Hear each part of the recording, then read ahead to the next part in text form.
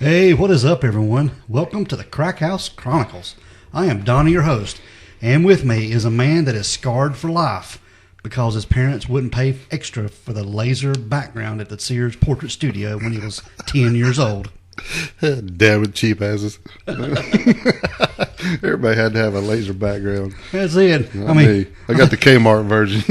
I think mine paid extra for the old grist mill with a water wheel or something. It was stopper guns or something. What's going on, bud? What's happening with you, my friend? Enjoying a beer and recording an episode. That's right. It's a good afternoon. This is a rare treat for us to be able to go in here early and see what's going on. That's it. I love it. I do too, man. You got any shout-outs for us? I do. We'd like to say thank you to YouTuber Kim Visible. She gave us some really great comments on our YouTube channel. We really appreciate that. You can go and check her out at Kim Visible. You know who you are. Yes. And we also like to welcome Carrie Jewel Cook to the Crack House family.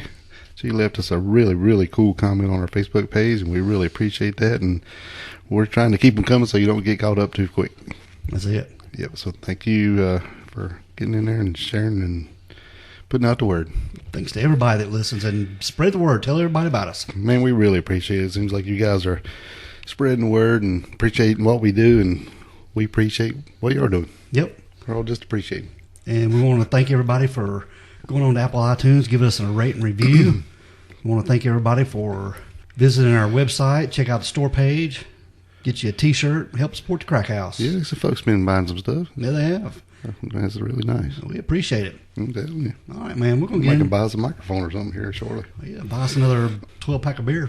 Yeah, that's better than a microphone. You got that right. What we got works pretty good. Yeah, good sound stuff. That's it. All right, dude. We're going to get into our episode, man. Let's do it. And this is actually a tie-in sort of to our last episode. Well, you know, when we did that last one and it came up and it was like, it was talking about national forest and all that stuff, I knew you was over there just salivating because that's your gig. Oh, yeah. You're the hiking king. Mm-hmm. I might hike over to the refrigerator and grab a beer, but that's about as far as I'm going. That's it. So what's the name of this cat there? This guy, his name is Gary Michael Hilton. Right. And he was actually, like we said, a suspect in our last episode of Patrice Endress. Right. So it's kind of cool to have a little crossover. Yeah, so we got a little tie-in going with this one. But like we said, Gary Michael Hilton, he was born on November 26, 1946, in Atlanta, Georgia. His parents were William E. Hilton, and his mother was Cleo M. Reynolds. I'm assuming he's not related to the hotel folks. No, I don't think so, no. No, but shortly after he was born, they moved to Hialeah, Florida. Hialeah. And there's not much information on Hilton when he was young. There is one report of him getting hurt when he was a small kid. It was reported that he was scalped by a Murphy bed. Ugh. And if anybody don't know what a Murphy bed is, it's one of those beds that folds up into the wall and pulls down. So I guess I don't know, fell on him or something, but anyway, it scalped him. And he needed over 200 stitches. My God. And spent a considerable amount of time in the hospital recovering. I wonder, he must have crawled up in there and then somebody pulled it down. And Could have. I don't know. That's awful. I don't know, but that was a pretty significant head injury for him. Oh, yeah. Yeah. 200 stitches is not good. And it was also reported that he had an incestuous relationship with his mother. And this was later found out when Hilton had confessed this to a high school girlfriend. Yeah, that's what I like to tell all my girlfriends. Yeah. Tell me something about yourself. Well, you're not going to believe this, but... Okay. Yeah. All right. Moving right along. Yeah. Now, in 1959, when Hilton was 13 years old, he had shot a guy named Nilo DeBag. And this was his stepfather, Dale. And in Gary's mind, Nilo DeBag had taken his mother away from him. Okay, so this guy had started dating his mom, and then they weren't married, or where they were? Yeah, they were married. Okay. It was his stepfather. All right. So I guess he had married his mom, and then he'd always been together, him and his mom. So basically, felt like he was taking him away from him. Yeah. And I guess they didn't get along too good. No, it didn't sound like it. But this was the first time that Hilton had tried to kill another human being. but he failed. Well, that's good. He only wounded him, and the bag, I can't get past that name. Not to be confused with Count the Money. Yeah, or the bag. His name is pronounced Debag, Debag. Right. And he seemed to be somewhat of a forgiving man. Apparently. Yeah. And he decided to give Hilton, his stepson, a second chance and didn't press charges.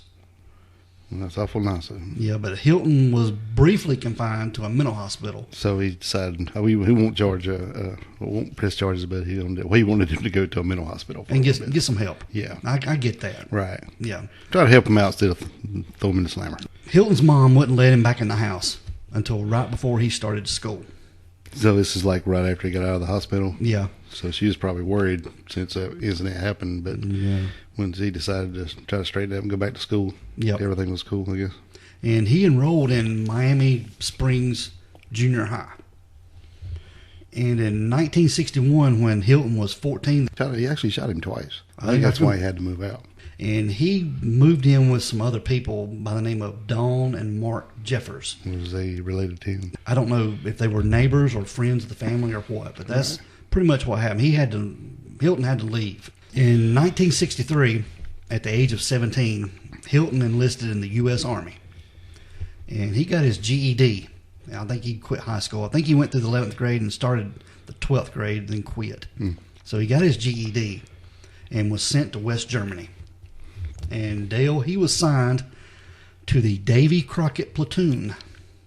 Davy Crockett. Yep. King of the Wild Frontier. Yep. Shot him a bear when he was only 3. That's right. Yep. If anybody don't know who Davy Crockett is, he's that coonskin cap wearing, like we said, King of the Wild Frontier. Right. And I can't get over shooting a bear when he's only 3. But Hilton shot his stepfather when he was 13. He was 13, yeah. So. But there were 19 men in this special platoon. I air quoted this special platoon. I saw that. Yep. And their task was simple: direct and deploy the Davy Crockett missile. Now, get this. It was an XM-388 nuclear projectile that was launched from either a 120 millimeter XM-28 or a 155 millimeter XM-29 recoilless rifle. Yeah, that's what I want to be doing. Yeah, I wake up every day aspiring to do this. Basically shooting a nuclear missile from a rifle. Yeah. Now, according to the Brookings Institute, it was the smallest and lightest nuclear weapon ever deployed by the United States military. What the hell? And it was designed for use against the Soviet troops. Yeah. Now, this thing, I'm just going to get in a little bit about this Davy Crockett missile. Yeah, it's pretty interesting. Yeah. It had a maximum range of 1.24 miles. And this Army's brilliant idea was to arrange these units armed with these handheld nuclear weapons all across West Germany and establishing an impenetrable perimeter against an armed Soviet attack. Good Lord. This is what, 63? Yeah. Somewhere in there? Yeah. Okay. Cold War stuff. Yeah. Now, if the Soviets appeared on the horizon, and this is what would happen, they would go up the line to the President of the United States, and then he would make the decision whether or not to fire. Yeah, so they stand out there. Shit. They stand out there with these rifles that's going to launch a nuclear projectile right there. For just about a mile and a quarter. Yeah. Yeah, I can't get over that. Now, the members of this Davy Crockett platoon were supposedly carefully screened for psychological fitness. But, we're wondering how Hilton got in. Yeah, since he'd already been in the mental hospital there to get some help. Yeah, and shooting his stepfather. Right. And being a member of this suicide mission, the Davy Crockett soldiers would be blown to hell and back if they ever fired a nuclear-tipped missile. We think about it, ain't but a mile away. Yeah. God almighty. Yeah. So apparently whoever made this knew that they wasn't going to be the one shooting it. And I can't imagine the stress this would cause on anybody. Or, I can't. That's probably why he got the damn job, because they're like, well, what the hell? Yeah.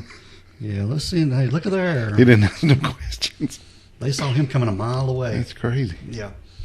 Now, while Hilton was in Germany, he married a woman named Ursula. I always think about the octopus chick from Little Mermaid there. Yeah. And moved her back to the United States and helped her get a visa. But they divorced shortly after they moved back. Now, a few years into his service, Hilton began hearing voices, Dale, and soon suffered a full-blown schizophrenic breakdown. And the Army put him in a mental hospital where he was drugged on Thorazine. But rather than give him a Section 8 psychiatric discharge, they chose to give him an honorable discharge instead. So they kind of swept him under the rug here. Seems like it. Yeah. Well, don't look at this, but probably didn't want him to tell him about the damn nuclear weapon rifles. That's true. Probably just one hand washes the other. You don't tell us about it. Yeah. We won't. And he was released from the Army in 1967, like we said, with that honorable discharge at the age of 21. 21. And there was no record of any Army personnel, following Hilton into civilian life to see how he functioned. Right, so they never did check up on him to make sure he's doing okay, even after a major breakdown in schizophrenia. Yep. But now, besides all this, it is reported that, when Hilton was younger, he was a decent-looking guy and a long-distance runner. And according to some test, he possessed a genius-level IQ of 120. Yeah, that's not usually a good sign. No, because a lot of these serial killers got high IQs. Mm-hmm. Now, in 1969, he married his second wife. Her name was Sue. There's not much information on her, in DeKalb County, Georgia. But they divorced just like a year and a half later in 1971. He wouldn't do good at this marriage stuff. No, he wasn't too good at all. But they divorced in 1971 in Miami, Florida. Now, during this time when he was in Florida, he qualified for a chauffeur's license, Dale. Well. And this was according to the Florida Department of Highway Safety and Motor Vehicles. I wonder what he's going to do with a chauffeur's license. I don't know. I guess chauffeur. I guess. Drive a limo? I don't know. Yep. I don't know. But a year later, in January... He fucked that up, didn't he? Yeah. Yeah, a year later, in January of 73, he was convicted of a DUI in Miami-Dade County. And his Florida license was revoked for a year. Yeah, it's not good. And he never took steps to reinstate it. Yeah, who needs him? He's going downhill quick. Now, there's some time lapse right here. There's not much information on Gary Hilton between 1973 and 1977. I'm guessing he's just working odd jobs and between Florida and Georgia. And definitely not driving. No. Well, legally. But on August the 24th of 77, he married a Dina Yvonne Bogg. This was in DeKalb County, Georgia. But divorced her less than a year later in May of 78. Poor fella. So he's getting married and divorced. He's racking them up, isn't he? Yep. Now, almost a year later, he married his fourth wife, Betty Sue Edwards Galloway. Now, she was a security officer for Atlanta's Stone Mountain Park. Oh, cool. But they divorced on October the 24th of 79. Same year. Yeah. Damn, not even 7 months. And with 4 wives, it's unknown if Hilton had any kids. I don't know. I've never heard. Didn't see anything about it or anything about it. No. But really didn't have time, I don't think. Good God. But yeah, we covered a big span of time. But during all this time, the 70s, 80s, and 90s, he constantly stayed in and out of trouble. Mm-hmm.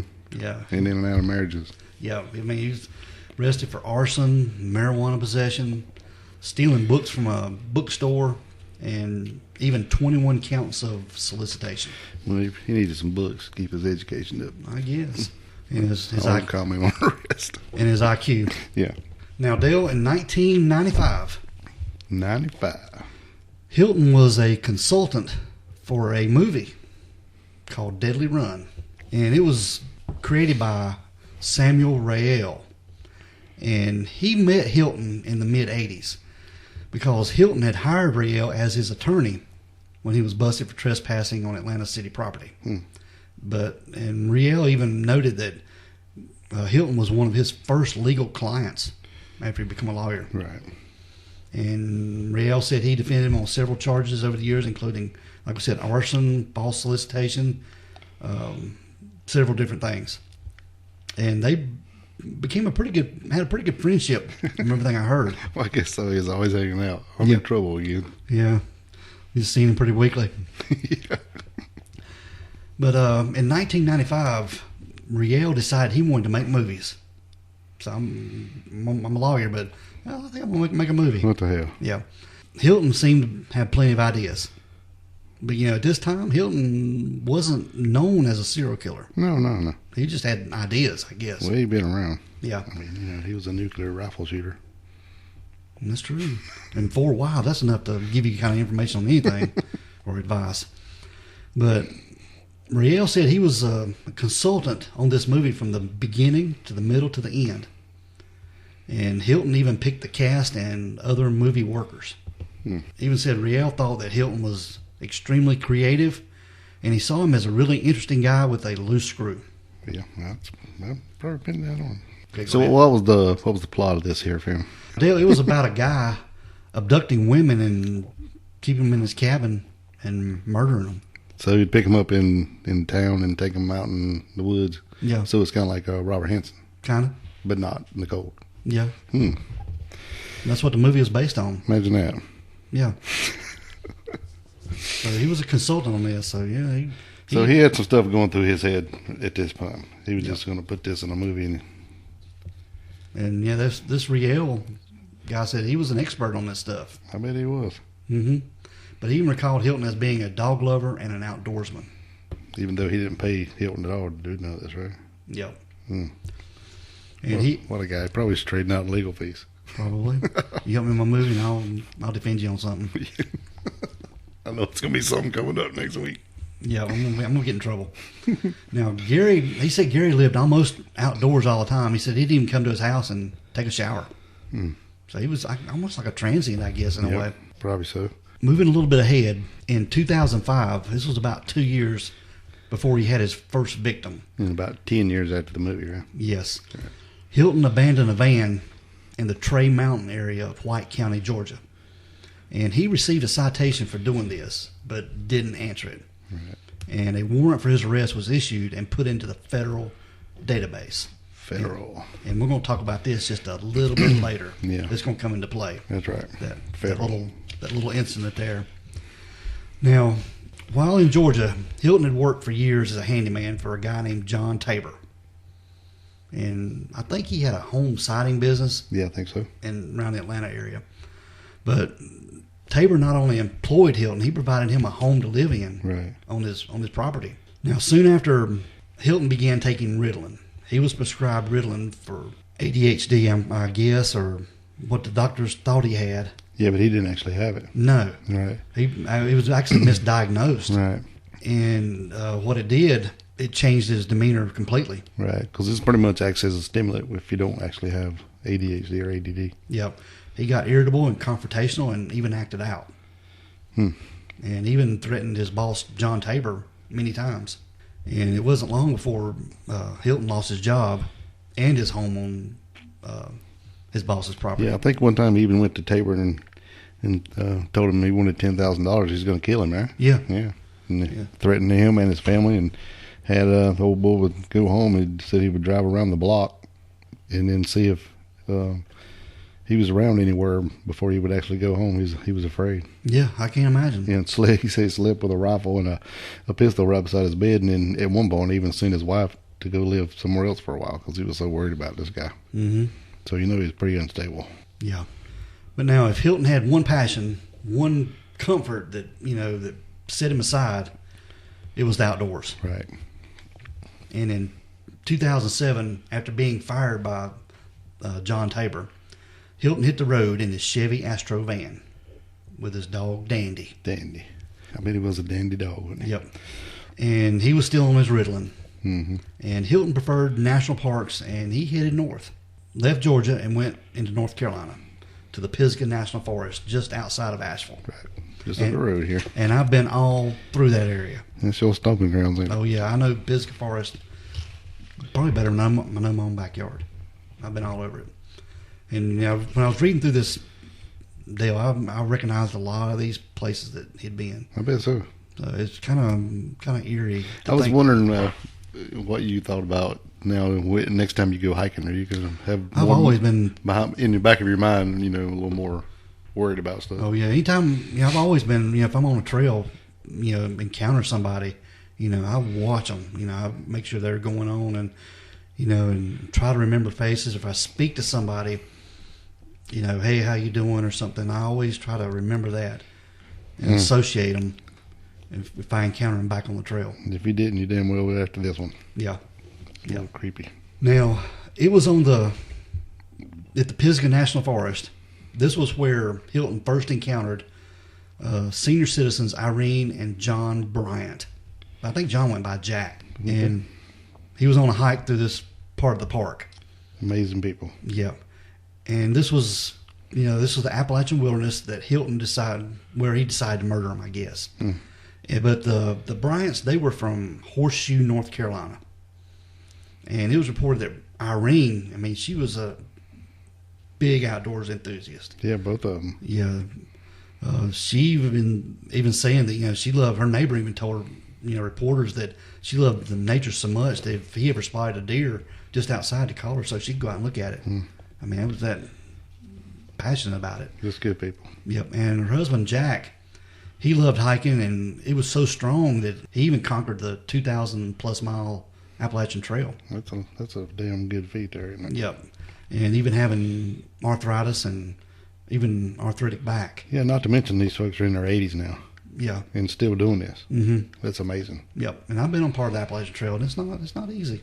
Now, even in their 80s, they loved outdoors. They went weekly or sometimes bi-weekly, even spur-of-the-moment trips overseas.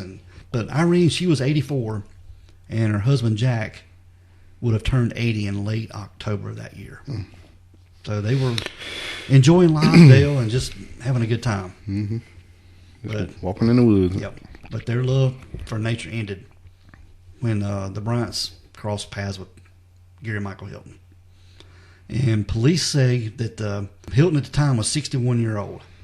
And 61. And this is a late start to be killing people. Yeah, it's kind of strange to me. Something must have triggered him. I don't know if it was the Ritalin or what, but something triggered him to be a serial killer that late in life. Right. But the Bryants are the first known victims of Hilton. Unless he's just broke and needed money, and that's the only way he can cover his tracks. Yeah, but Hilton encountered them about 20 miles from their home, just outside the Pisgah National Forest. And what they were doing, they were going to see the fall leaves in October. Right. So that was just their, I guess, a day outing for them. Hmm. But Irene Bryant's body was found 3 weeks later, covered with some branches and leaves. And it was just about 50 paces from where they had parked their Ford Escape. Right. And this was on Yalla Gap Road. And it was determined that she died of blunt force trauma to the head. Yeah. I think they had been missing for a while, and even their adult kids didn't really think much about it at first because they always do just go so much. But after a few weeks, not hearing anything, I think their adult son from Texas had actually started to make it to drive out to see if he could figure out what the hell was going on. And I think he was actually the one that run up on their car parked there. Yeah. And found it. Yeah. Mm-hmm. So he knew, after a couple of weeks, something's off. And not even answering emails or anything, Yeah. Now, Jack's body had not been found, but a few days later, someone using their ATM card withdrew $300 from a bank in Ducktown, Tennessee. Right. And there is video from a security camera that shows a shadowy figure wearing, looks like a hooded yellow raincoat. And even a delivery truck driver in Ducktown told the Times News in Western North Carolina, that was a newspaper, she told him that she recalls seeing Hilton around that area at that time. Right. You couldn't really tell who it is in the footage. You get to see basically that yellow coat. Just you could tell he's tall and lanky, and it wasn't Jack. Yeah, and we've got some pictures of some of these video surveillances that we'll post on our social media. In December of 2005, a 59-year-old woman named Rosanna Milani, she turned up missing while hiking in Bryson City, North Carolina. And I've been to Bryson City. It's one of my favorite towns. It's amazing. Now, Milani was last seen at approximately 12 p.m. at the Ramada Inn Hotel in the vicinity of the 100 block of Painttown Road in Cherokee. This is in North Carolina. Now, she is from Miami, Florida, and was vacationing in North Carolina at the time. Yeah, she always wanted to come up and hike the Appalachian Trail, I think. Yep. Yeah. And she even called her father from the hotel that day and told him she was going hiking. Right. So they kind of knew what was going on. Mm-hmm. But she was sighted in Bryson City the day of her disappearance. And she rented a storage place at the Ye Old Mini Storage on River Street. I've never noticed that storage place there. Next time I'm up there, I'll look for it. Yeah. But she has not been seen since. And it was reported that she had a large beige suitcase with a broken handle, a matching carry-on bag, a laptop computer, sleeping bag, a camera, cell phone, and some other personal items. But none of that stuff has been recovered. And she has not withdrawn any money from her bank account since she went missing. But some funds were deposited. That's weird. Later in December, well, actually New Year's Eve of that year. So she went missing on December the 7th. And, her parents all said that's the last ever transaction that's happened. Yeah. They said a private investigator that was working her case, they had a sketch of the man who was seen with her before she vanished. And even a store clerk who read about her disappearance in the newspaper on the 2-year anniversary stated that she sold a backpack and an unidentified man was with her. He was about 60 years old. Right. And he had gray hair at his temples. But she said he may have been wearing a hairpiece. Yes, it didn't sit on his head right. A little lopsided or something. But it's kind of wild because she never said nothing about it. She remembered him coming in and said that the girl was really nervous. But she didn't really think a lot about it. And then 2 years later, I think, that's what. And on the anniversary, when she saw it again in the paper, that's when she finally told him that, that they had been in the store. Yeah. So that's kind of wild. Mm-hmm. But this case remains unsolved, and Gary Michael Hilton is a possible suspect. Yeah, I think after they showed the lady at the store a sketch or a photograph, and she said that she's pretty sure that's who it was. So, and it fits. I'm not blaming on him.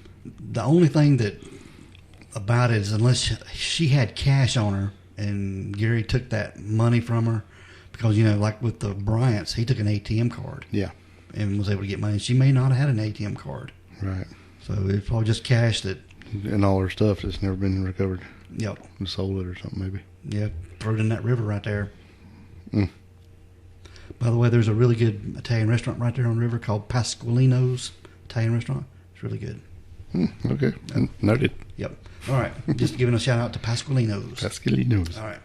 Now, shortly after this, Hilton left North Carolina, driving south into Georgia. And he set up a camp on a private hunting preserve in Cherokee County. And a local noticed his presence and called the police to make a complaint. And a deputy drove out to get Hilton off the property. Right. And when he got there, the deputy ran Hilton's license through a state database. And there were no outstanding warrants in Georgia. Yeah, so basically he run his stuff and just was going to tell him to leave. Yep. And at that time, Dale, there were no requirements that a license be run through the federal database. Right. So it wasn't. And this is getting back to when he had that outstanding warrant, a federal outstanding warrant. Yep. When he left that van. Yep. So if he would have ran that federal search, they'd have had him right there. Yep. He'd have been arrested, and all this, we wouldn't be doing this podcast. Right. Yep. But, nothing took place, and the deputy told Hilton to pack his stuff up and get out. Yep. He's free to go. Yep. And he left Cherokee County, and he drove south, crossing into Florida, and entering the Apalachicola National Forest. And this was just outside of Tallahassee, and it was the middle of November. And he had another run-in with the Park Service officer on November 17th, but he was let go with a warning not to exceed the park's 14-day camping limit. And once again, his name was not cross-referenced in any federal database or outstanding warrants deal. Yeah, so he keeps bumping into authority, but is not doing the right stuff. Yeah, we see a lot of these things like this happening with killers, and even Woodfield. He would do stuff and not get caught. Nothing was done about it. Now, on December the 1st, 2007, 46-year-old nurse Cheryl Dunlap was in the Apalachicola National Forest, and she was going hiking that day. Right. And she was described as having thick, wavy brown hair, brown eyes, and thin lips. Yeah. And she was a mother, devoted member of her evangelical Christian River of Life Church. Christian River. Yep. But soon after her disappearance, now Cheryl's car was found with a flat tire. Right. On the Crawfordville Highway, and it was parked just outside of the park's entrance, the Apalachicola Park entrance.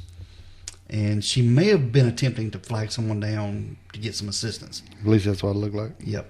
And opportunity right here struck, and this is when Hilton came upon her. Yep.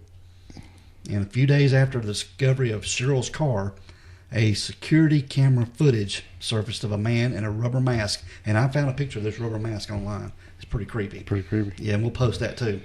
He was in this rubber mask attempting to use Cheryl Dunlap's bank card at an ATM. And then on December the 15th, the Apalachicola Park Rangers noted that buzzards were picking over a large carcass. And they realized it was the body of a woman as they got closer. And she had wounds to her torso and legs. And then they noticed what wasn't there. Her head. Yep. And her hands. And her hands. Yep, they had been cut off. So he was doing this to help disguise the identity. Yep. Or throw him off the trail. Exactly. Right. Now, they were looking everywhere for clues for their killer, and but Gary Hilton hit the road. Yep. And by the end of 2007, he was back in Georgia just in time for New Year's Eve. New Year's Eve. Mm-hmm. Now, on Tuesday, January the 1st, 2008, Gary Hilton and his Red Irish Golden Retriever named Dandy. Dandy. They set out for a hike on Blood Mountain, and this was just outside of Atlanta in the Vogel State Park. And Dale, that's when they ran into a woman named Meredith Emerson. She was enjoying her New Year's Day hike with her dog named Ella. Right. And her dog was a rescue dog, and she later had her trained to become a therapy dog. Yeah, I think she was training her actually to become a therapy dog. Yep. Yep. Now, just a little bit on Meredith Emerson. She was born on June 20th, 1983 in Charleston, South Carolina. And she was raised in Holly Springs, North Carolina. Now, this is a suburb of Raleigh. And in Longmont, Colorado. So she lived in both places as a young child. And she graduated from Niwot High School. And in 2005, she graduated with honors from the University of Georgia with a bachelor's degree in French, and was even given the Cecil Wilcox Award for excellent in French. I think she was pretty fluent in French. Yeah. And was reported that she even traveled overseas or went to France to study there for a while. Now, witnesses claim to have seen Meredith with an older man on the spur trail connecting the Appalachian Trail with the Byron Herbert Reese parking lot.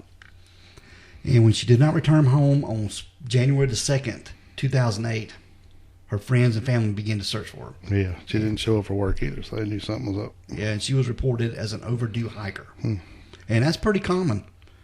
You know, people go hiking and they don't come back when they say, and people get to looking for them. Right, you know, and they said that the weather was kind of nice on New Year's, but that night the weather changed drastically. Yeah. It got really cold, and I think even snow came out, I think. That happens a lot, don't it? Yeah, just changes right on back. That seems like with a missing person, even when we done the Dennis Martin case. Yeah. You know, when that little boy went missing. And then the hell of a storm rolled in. Yep. Yep. It rained for days. Washed everything out. Yep. Yep. All right.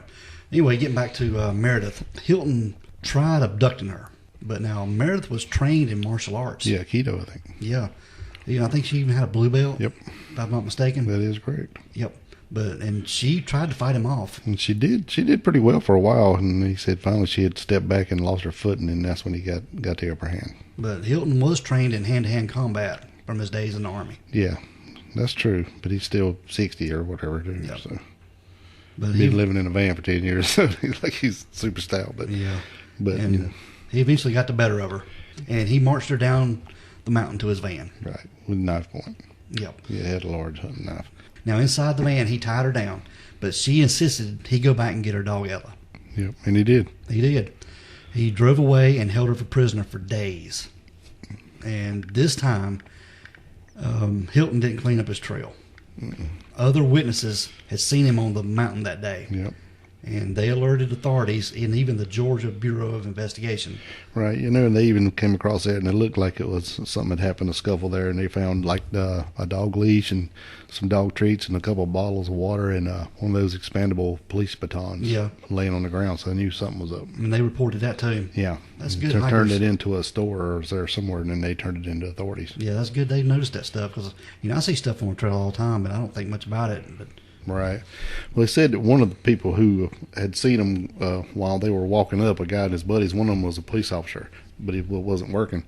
And they were going up the trail, and they encountered him, and, he kind of odd, as an older guy and a younger lady, and she kind of looked, flustered, but didn't really think a lot about it because they hadn't come across that scene. But then once they got on up the trail, that's when they came across the scene. So him being a police officer, he saw all that and put it together pretty quick, I think, that something had happened. Right. The police they continued to scour Blood Mountain, and despite the fact that attempts were used on her bank card many miles away, hadn't been reported. Well, Georgia Bureau of Investigation said that that was really one of the major setbacks to them, that they were relying on the banks to give them good information on this stuff, and then when they asked about if there had been any activity on the bank accounts and stuff, they kept telling them no for 2 or 3 days, which in fact there had been, but nothing was successful. He was trying to access her card, but it wasn't showing up as an activity, so they kept telling them nothing's going on. So they were 2 or 3 days behind by the time that they actually got good information. But what Meredith had done, she was being held, but she was giving him fake PIN numbers. Yeah.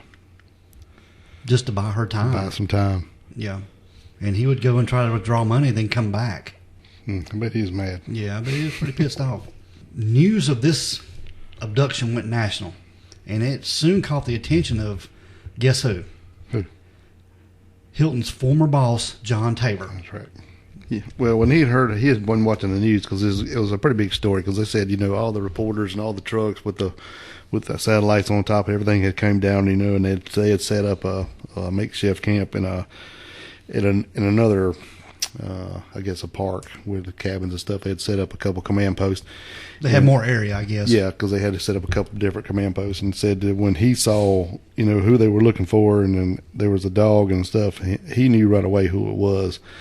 And actually, the guy had called him, right? Mm-hmm. And wanted some money and wanted his job back. And he told him, just come on down and we'll make everything right. And then he called the FBI and told him that the guy had called him.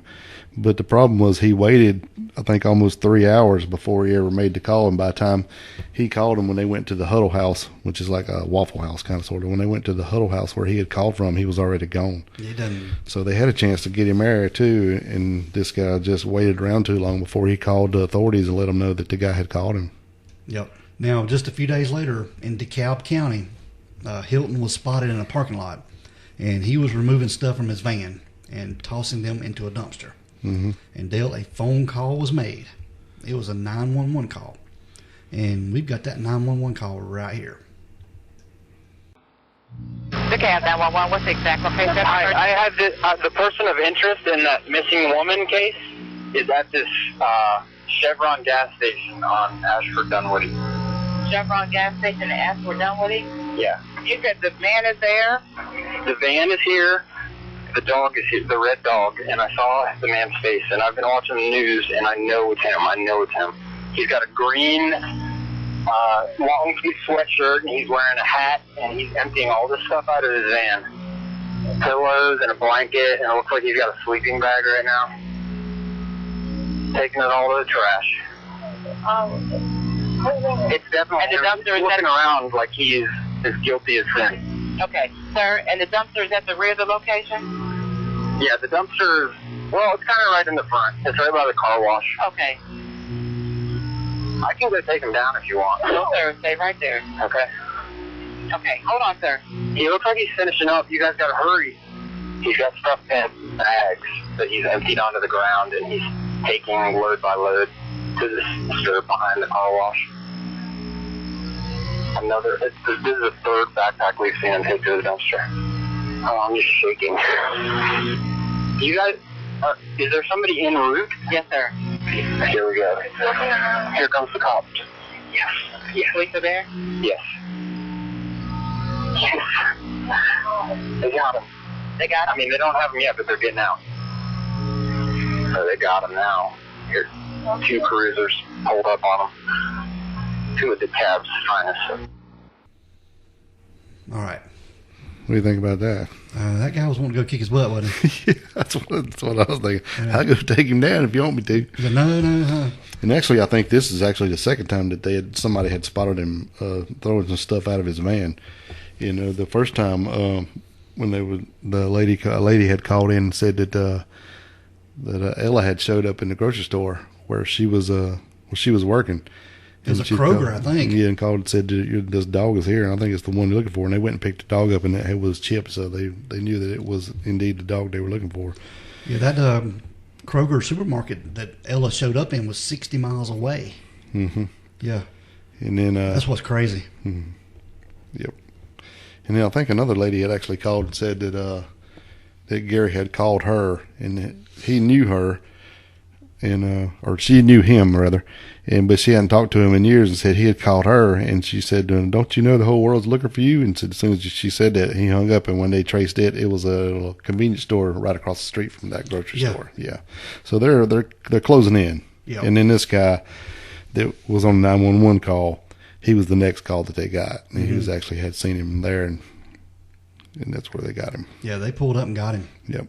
Yeah, the DeKalb County deputies rushed in on the scene, and they had their sirens blasting and dome lights flashing, Dale. Right. And this time, Hilton didn't have time to get away. No. And he offered no resistance as police put him in custody. And Hilton found himself in an interview room, and he was turned over to the Georgia Bureau of Investigation. Now, they said that it was kind of strange because he was the first person that they had ever caught who actually told them his Miranda rights. Yeah. And so they knew right then this was not, they couldn't really lean on him hard because he already knew the game and he gave them the right. So they was going to have to find him a lawyer. They wouldn't be able to talk to him at all. And this interview is on YouTube, and it's 4.5 hours long. Yeah, I tried to watch that. I've watched a little bit of it. And he's very well-spoken. He's very arrogant. Oh, most of them are. Mm-hmm. And he was looking to make a deal. Yeah, he didn't want to go to the death chamber. Yeah. Now, in exchange for a full confession and leading Georgia police to Meredith's body, Hilton would get life in prison without the possibility of parole. Right. And, so they made that deal. Yep. And under heavy escort, they took Hilton to a remote road in Dawson Forest. This was about 35 miles south of Blood Mountain. Right. Where he had buried Meredith. Well, part of her. Yeah.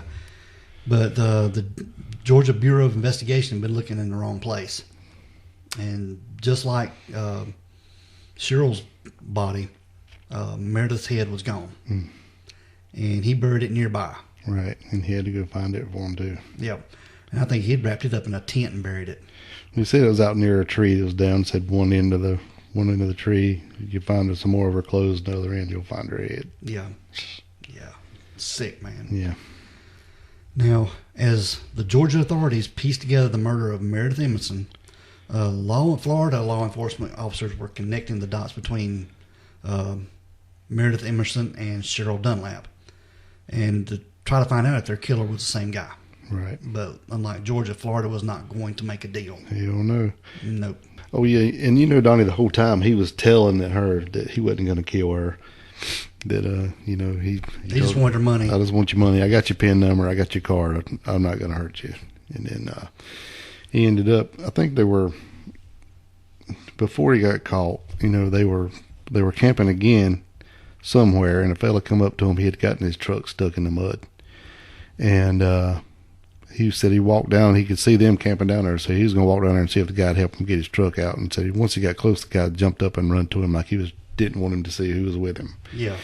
And he told him he wouldn't help him. So he went back up. So the guy went back to his truck. He called authorities to get somebody to come out there and help him. And when Gary saw him on the phone, that's when he packed up everything and left. And I think right after that's probably when he actually went and killed her. I think he said that he went and had tied her up to a tree so she couldn't run back. And he went back to the van. I'm sure he's getting everything ready to go.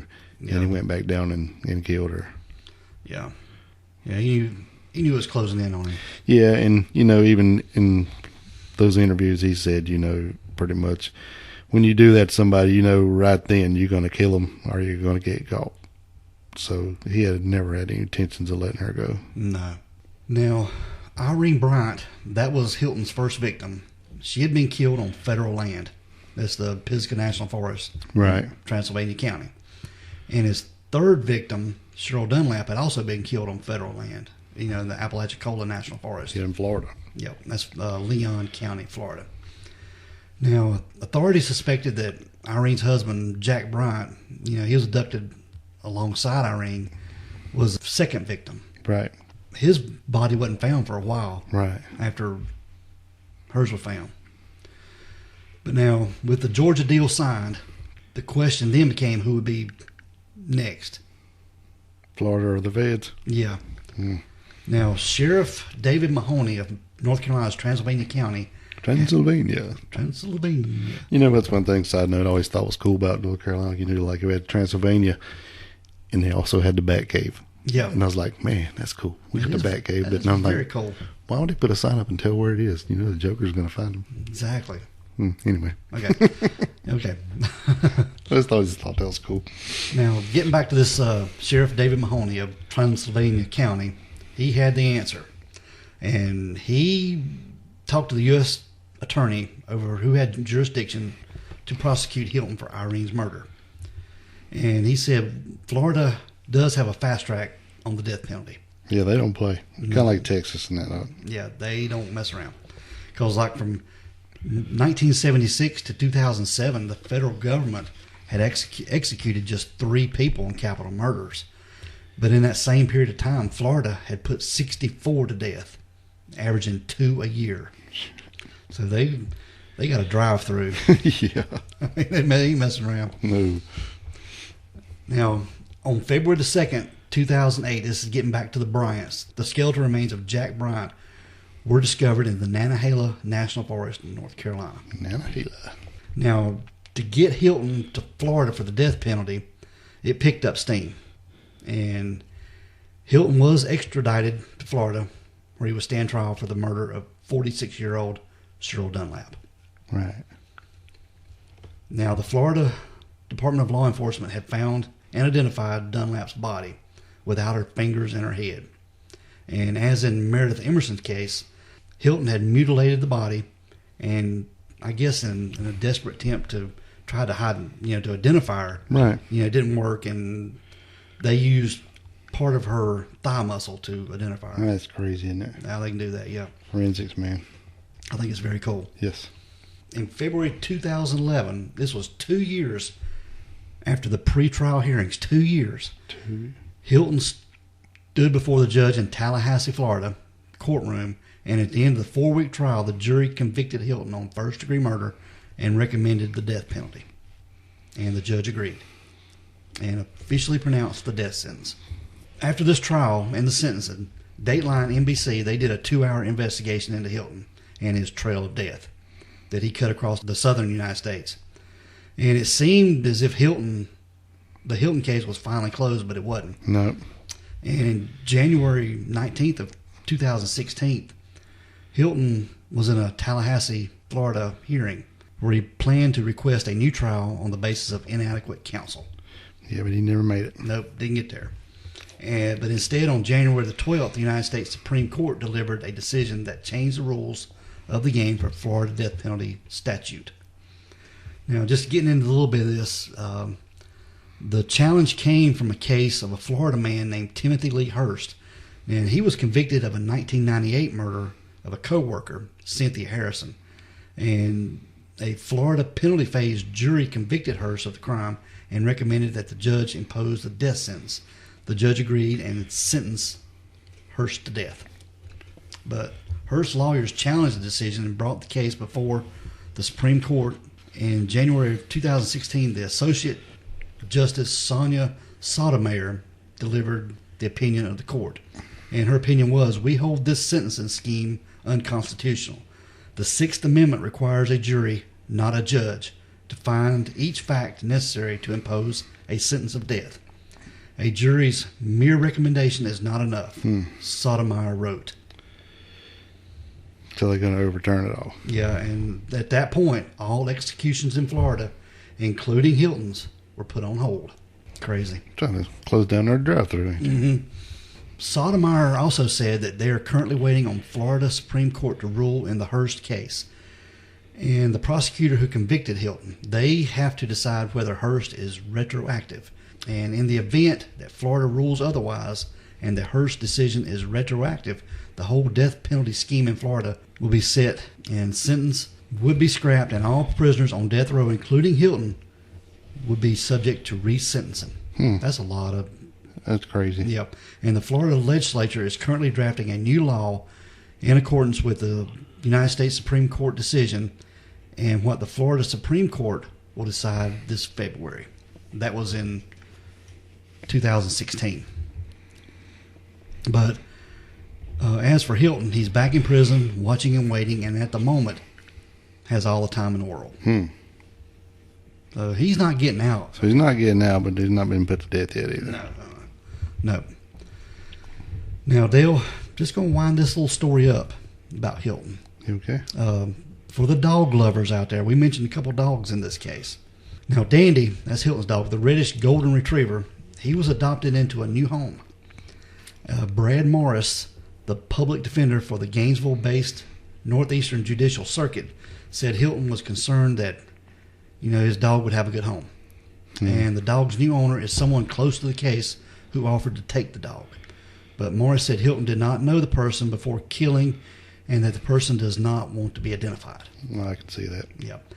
Now, Meredith's dog, Ella, her parents took her. She was a black Labrador Retriever mix. They took her back to Colorado to live with them. Well, that's good. Yep, so happy ending for dog lovers. Yeah, well, Gary said why he didn't kill a dog. He just couldn't kill a dog. Yeah, but he'd kill a human. He cut her head off and her hands off and burned. They found part of that one person in his campfire, the head and some stuff. Found the bones in the campfire and all that mess. And even Meredith, he tied her to that tree and he took the tire tool and hit her in the head like 12 times to kill her, but he just didn't have the heart to put a dog down. He's a sick individual, man. Sick. Oh, well, anyway, good news for the dogs. Exactly. And good news for Meredith's family to have some closure to her case, and the Bryants and Cheryl Dunlap's family too. Yep.